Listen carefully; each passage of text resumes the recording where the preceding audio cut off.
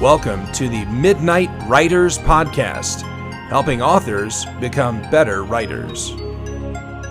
Episode 16, Interview with Benjamin M. Weilert. This is John. This is Lena. And this is Ben. Hello, Ben. Hi. So you've been with us for a little while now. A little while now, yeah. Not an originating member, but I got on as quick as I could. Had to wait till the next... Maybe we can only hire people or invite people into the group every NaNoWriMo. Yeah, right? That'd be a nice perk. Yeah. Once a year. Yeah, control the group a bit. Anyway. So, tell us about yourself and your books. So, I've been writing for about 6-7 years now. Wrote a bit in college. If you ask my mother, I actually wrote a lot of short stories when I was a kid, around like first, second grade. So that, I guess I do have some roots back in writing. Honestly, a lot of times people ask, "Oh, hey, you write in the genres of like science, sci-fi, and fantasy," and then they'll ask, "Have you read so and so?" And I'm like, "I have no idea who you're talking about."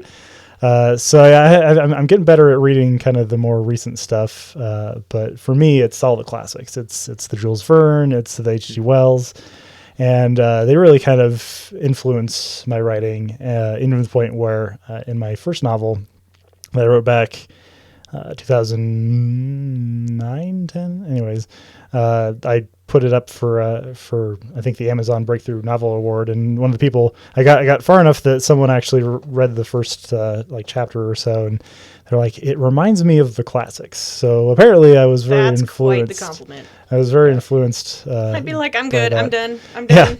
Yeah. Yeah. Well, and that's the thing. It's like there's a certain style that goes with writing the classics, and so yeah, I originally started with my first novel 6 years ago. I had a cousin who we met up during Thanksgiving, and she was this was of course November, and she was saying, "Oh yeah, I'm participating in National Novel Writing Month." And I'm like, "Well, what the heck is that?" And she's like, "Well, it's writing the first draft of a novel in 1 month in November." And I'm like, "Well, that's a novel idea."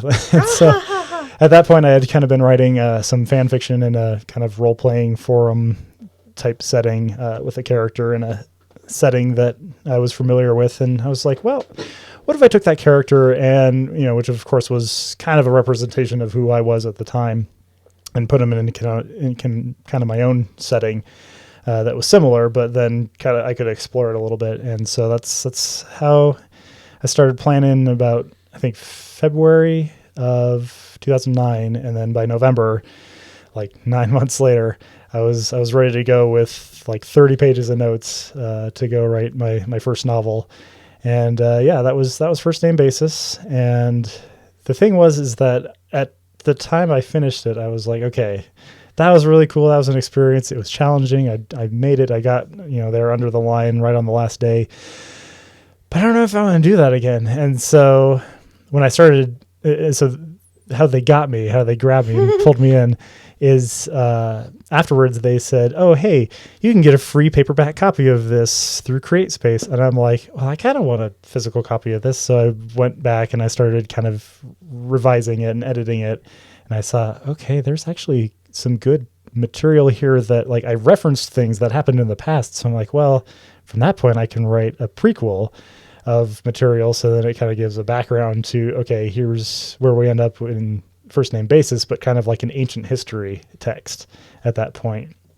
And so I was like, well, I've written one novel, so obviously I can write a novel again. And so the fact that I did something that up until that point had seemed impossible, suddenly it was possible. And now I'm 6 novels later, and still going. I've scheduled out in a spreadsheet kind of, okay, if I write on this year, this novel, and then I edit it and then I publish it out, it's like, oh, I've got pretty much the next 20 years planned out of novels, which is a little daunting right now looking at it, but I just got to take it 1 year at a time.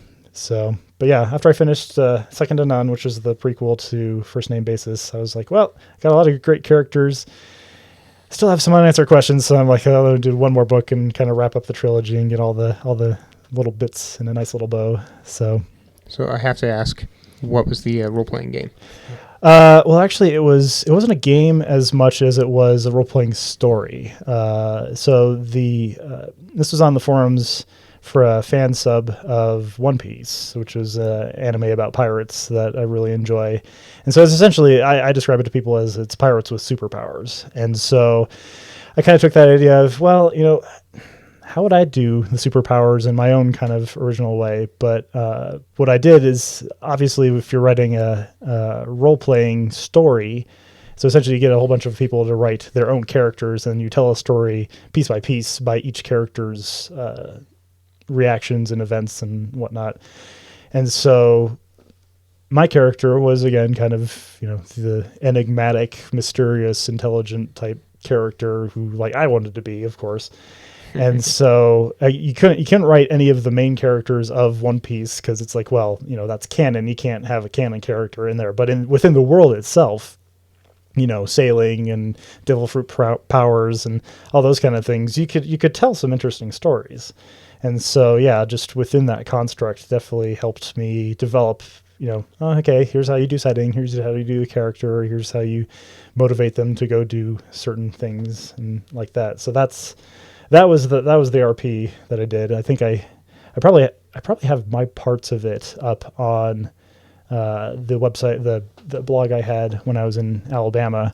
What is it? It's Alabama Adventures at WordPress.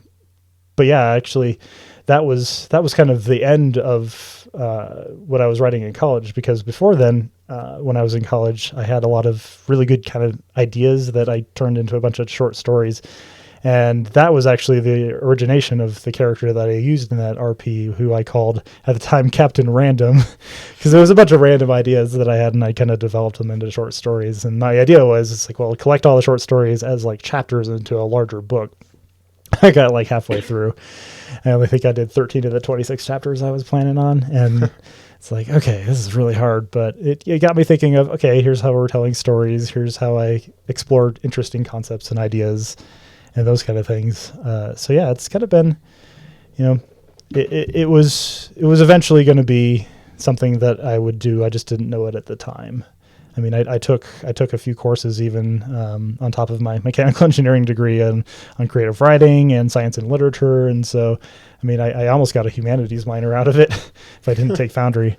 But yeah, it's I have those short stories also up on the Alabama Adventures blog on WordPress, because I figure it's at that point I was getting prepared to write the first name basis. So I was I should go through my old stories and kind of see, what worked, what didn't, kind of edited them up, get them polished and get them out there.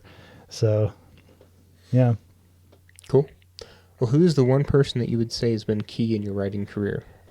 Key in my writing career.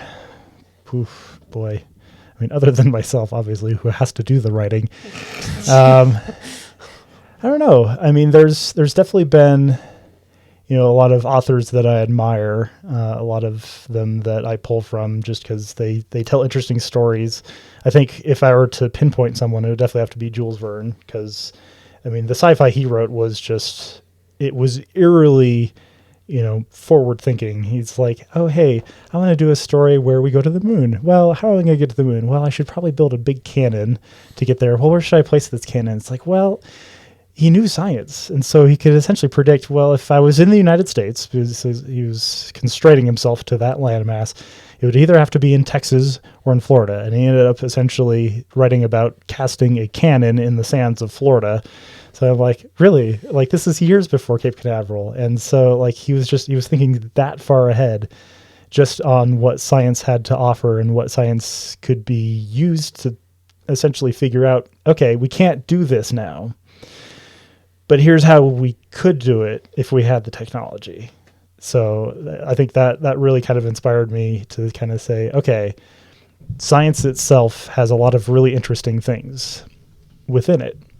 So how do I take those scientific concepts and make it a little more understandable to not necessarily laymen? I don't want to talk down to them, but the general public, because I mean, there's a lot of things like quantum physics.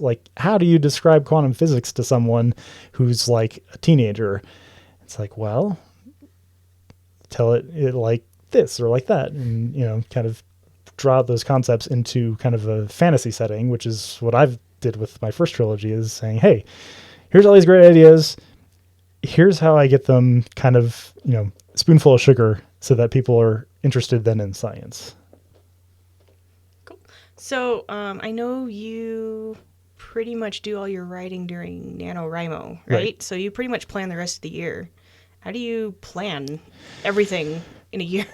Well, it's nice that each year that I continue writing, more ideas come to mind, and I tuck them away to use them later. Because, when I did the Flexion trilogy, I was originally thinking I was going to do kind of a sleep parallel universe type story after that one, but that trilogy got pushed back because another idea came in, and I had to plan for that one. And a lot of it's just, it's going on Wikipedia and searching up topics and doing some research there. Because, it's all fiction when it comes down to it. So I don't have it to be quite scientifically accurate, just enough that it gets people interested in it. And so, it's a lot of time of just kind of mulling over ideas. And the fact that I have to wait for NaNoWriMo essentially forces me that I have to spend that time planning, because I can't write anything yet. So I have to develop my characters and my settings and my plot well ahead before I even do word one, which really kind of helps to kind of solidify in my mind, okay, this is what this story is. Because if I write it and it's not what I want, then, how am I going to know what the plot holes are unless I have thought about it well enough ahead of time to have seen, okay, hey, I need to make sure that I make this connection here, and that this character has a motivation to go do this action, and those kind of things. But it only really takes a lot of pre-time ahead of time to get that kind of structure in place to then start, day one. Okay, hey, I can crank out 5,000 words because I already kind of know where things are going. Do you have a really... That's how he does it. Yeah, that's how I do it. Do you have like a really detailed outline, or you... I've gotten less detailed. So like I said before, I had like 30 pages for First Name Basis. And essentially with each successive book, I've had less pages of notes, mainly because I've gotten better at just kind of understanding the flow of how I write. Because a lot of times I'll go in, I'm like, I want this to happen, but the characters don't let me do it. Like they're like, hey, we want to go over and do this. And I'm like, okay, yeah, well, let's explore that. Let's go down that trail and see where it goes. As long as they get to the main points I want to cover, then we're okay. But there's really, I'm getting better at kind of off the cuff writing, which helps with the speed too, because then you're not constrained with, I have to go back and check what my outline is. But at least I have the main ideas there for continuity's sake to say, yes, this character is this way. These settings are arranged in this fashion. So that's more or less what I'm doing now with the planning, is getting those kind of core elements of the story in place before I start, and then kind of letting the story evolve from that instead of kind of sticking to a script like I used to do. So when you're taking all your notes together and everything, what program do you use to do your writing, and how do you organize your notes? Is it all on the computer, or do you do any handwritten notes? So I'm a big proponent of the Microsoft Office suite. I use almost every part of it to do planning. So I usually write in Microsoft Word. Have you set up a SharePoint site for yourself yet, though? Right. No, not quite yet. But so I write in Microsoft Word. I've gotten pretty good at doing formatting in that, just in my self-publishing for the first trilogy. But then I usually do my outlines in Word. But sometimes so for instance, with my current trilogy that I'm working on editing right now, the Constellation Tournament, I started that with essentially a list of the 88 constellations and some of their details and whatnot.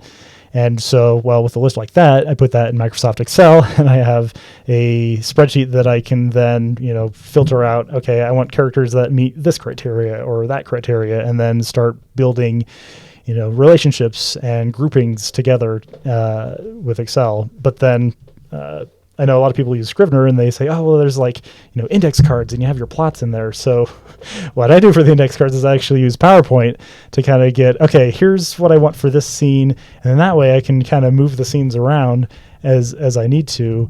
when things don't quite work, and I'm like, actually, this needs to happen earlier or that later, because then I can see, okay, here's this chunk of an idea, and here's where it belongs within the whole narrative, and then I just go slide by slide and say, okay, here's this, here's this, here's this. It's like, okay, yeah, that does work there, or that doesn't, and so I can kind of move whole chunks of story around all at once with PowerPoint. So. And I've never heard of anybody using PowerPoint to write their story. Yeah, so it's new. I haven't used Access yet. I haven't done Gantt charts for my for my timelines yet, but someday that may be a thing. So cool. Good. Oh, I was gonna see if you had one. I just asked like 3. Not all at once, guys. Right. Yeah. So, what's the strangest thing you've had to Google for book research? Oh gosh, probably the most recent would have to be for the Velociraptor short story that I did for our anthology.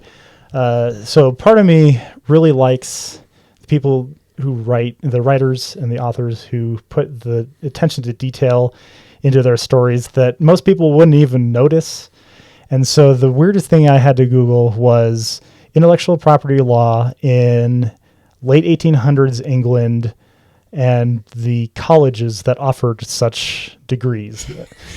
Because it's like, okay, I want somebody who's doing patents and I want it in this time period and I want him from England. So it's like, well, he's going to mention what school he came from because he had another lawyer friend who went mysteriously missing. And so like, well, which college would that be? Because I mean, the go-to would obviously be, it's like, oh, well, like, Oxford or whatever. And it's like, yeah, they've got law, but did they have law back then? Did they have that particular type of law back then? And so kind of researching, okay, what schools were around back then? Even that right there was interesting to Google. So yeah, it's sometimes the little details that you find, it's like, why am I even looking into this? This is just weird. Interesting. Yeah. Okay, so the final question is, how can people find you online? I'm all over the place. I have a Twitter, which is actually a coverall for both my writing and my photography. It's BMW The Creative. That's also the banner that I have on my Pinterest, which I just started up. Lots of interesting boards there. In terms of Facebook, I'm BMW The Author.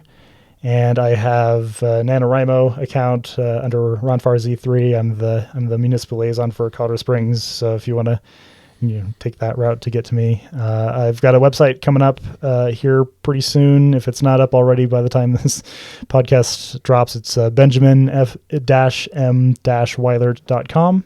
And from there you can... How do you spell Weilert? Weilert. And yeah, that should get you to either, again, like I said, my photography stuff or my writing. Okay. Well, thanks for being with us. Thanks. Thank you for listening to the Midnight Writers Podcast. If you've enjoyed this content, sign up for our newsletter on our website, midnightwriterssociety.com, where you'll get a lot more great information. See you next Wednesday.